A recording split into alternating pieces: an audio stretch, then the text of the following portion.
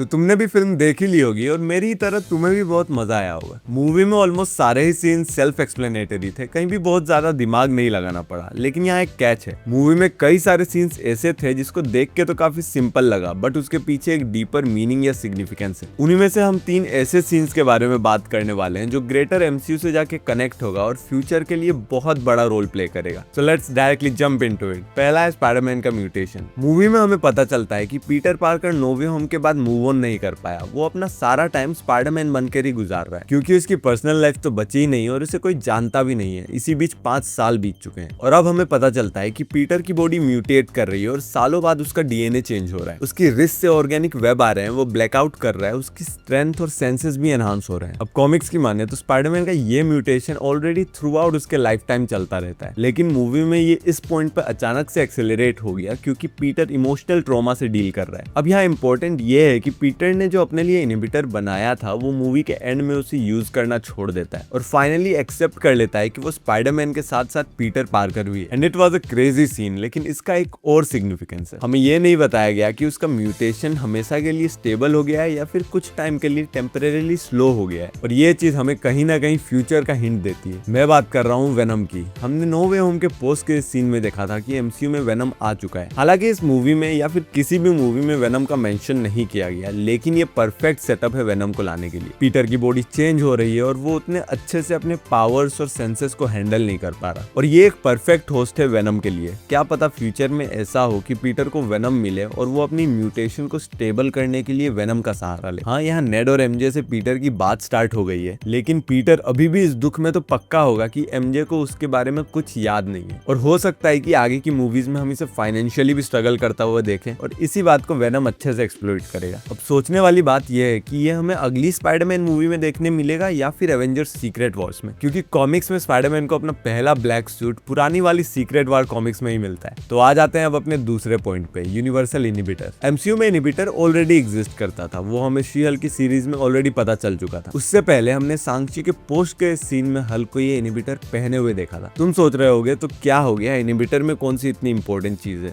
मैं बताता हूँ। ये छोटा सा डिवाइस जो स्पाइडरमैन अपनी म्यूटेशन सप्रेस करने के लिए बनाता है, आगे चल के वो इसका एक यूनिवर्सल वर्जन भी बनाता है जो किसी भी बीइंग की म्यूटेशन को ब्लॉक कर सकता है, और इसी का यूज करके वो आगे जीन ग्रे को रोकते हैं। इसका सिग्निफिकेंस ये है कि डीओडीसी के हाथ में ये टेक लग चुका है, और बाकी वेपन्स जो उन्होंने अलग अलग विलेन से जब्त किए थे उसी तरह वो इस इनहिबिटर को भी मॉडिफाई करेंगे, और ये श्योर है कि आगे जाके म्यूटेंट सागा बनने वाला है तो उसमें ये प्लॉट और डिवाइस को डेफिनेटली कनेक्ट करेंगे। यहाँ ये भी पॉसिबिलिटी है कि इस डिवाइस का यूज हमें डूम्सडे में या फिर सीक्रेट वॉर्स में भी देखने मिल जाए, जहाँ एक्समैन को हराने के लिए वो लोग इस डिवाइस का यूज करें। हमें पता है कि येलेना के पास सारे डेटाबेस का एक्सेस है, तो उससे तो इस डिवाइस के बारे में डेफिनेटली पता चल ही जाएगा। सबसे खतरनाक बात यह है कि हल्क और स्पाइडरमैन दोनों ने ही इस इनहिबिटर पे काम किया है, तो ये भी पॉसिबिलिटी है कि ये एक ट्रिगर पॉइंट की तरह काम करे in the future to set up X-Men versus Avengers. तो अब बढ़ते हैं अपने तीसरे और आखिरी सीन के तरफ, इस मूवी का पोस्ट क्रेडिट सीन। हम सबने वो स्पाइडर ट्रैकर वाला पोस्ट क्रेडिट सीन देखा और देखते के साथ मेरे दिमाग में भी वही आया जो तुम्हारे दिमाग में आया, माइल्स मोरालेस। बट जब मैंने सोचा तो मुझे समझ आया कि माइल्स को वो लोग इस तरह क्यों हिंट करेंगे। स्पाइडर ट्रैकर यूनिवर्सेस तो नहीं जम कर पाएगा, नेड इतना खतरनाक डिवाइस नहीं बना सकता। फिर मुझे कुछ समझ आने लगा, हो सकता है कि ये स्पाइडर ट्रैकर जिस स्पाइडरमैन की बात कर रहा है वो माइल्स मोरालेस नहीं बल्कि टोबी मैगवायर या फिर एंड्रू गारफील्ड वाला स्पाइडरमैन है, क्योंकि हमें पता है कि अगली मूवी एवेंजर्स डूम्सडे है जिसमें इंकर्जन्स होने वाले हैं। तो यहाँ पॉसिबिलिटी ये है कि जिस वक्त का हमें ये स्पाइडर ट्रैकर वाला सीन दिखाया है, इसी वक्त एक दूसरा अर्थ हमारे यूनिवर्स में एंटर कर चुका है और ये एक पोटेंशियल इंकर्जन की तरफ बढ़ रहा है, और यहाँ हो सकता है कि ये जो दूसरा अर्थ है इस पे एक स्पाइडरमैन प्रेजेंट हो। मैंने इंटरनेट पे देखा है कि कई लोग ये भी पॉइंट आउट कर रहे हैं कि इस सीन में हमें स्पाइडर वर्स वाला ग्लिच देखने मिला है, लेकिन अगर तुम सोचो तो एंड्रयू और टोबी भी तो स्पाइडर वर्स का पार्ट है, क्योंकि it is all owned by Sony. Maybe यहाँ हमें मिसडायरेक्ट करने के लिए वो ग्लिच डाला गया। तो ये थे 3 ऐसे प्लॉट लाइंस जो आगे जाके एमसीयू में काफी सिग्निफिकेंट रोल प्ले कर सकते हैं, और उससे भी मजे वाली बात ये है कि ये प्लॉट लाइंस डूम्सडे से भी काफी अच्छे से कनेक्ट हो रहे हैं। स्पाइडरमैन डूम्सडे में नहीं दिखने वाला ये बात तो कंफर्म है, लेकिन ऐसा क्यों है? चिंता मत करो, मेरे दिमाग में एक थ्योरी है जो कि मैं जल्दी लेके आऊंगा। तब तक के लिए hit the like button and subscribe to the channel. Bye.